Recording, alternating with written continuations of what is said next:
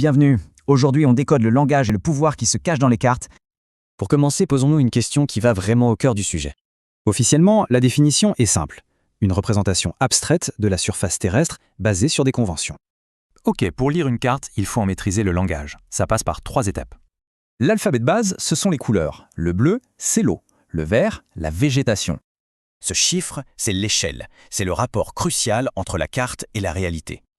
Concrètement, à cette échelle, 1 cm sur la carte, c'est 250 mètres sur le terrain. Et ces lignes marron, elles dessinent le relief du terrain, en fait. Ça forme en 3D. Et la clé, c'est leur espacement. Plus elles sont serrées, plus ça grappe. Mais voilà le grand défi. Comment mettre une sphère sur une feuille de papier plate?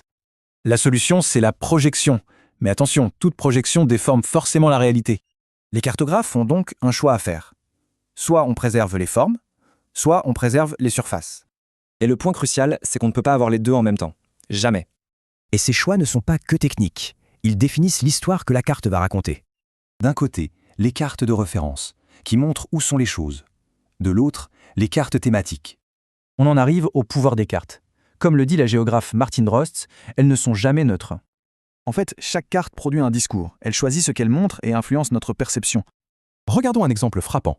On est à Détroit, dans les années 70. Le rapport de police donne un titre très neutre, très administratif à sa carte.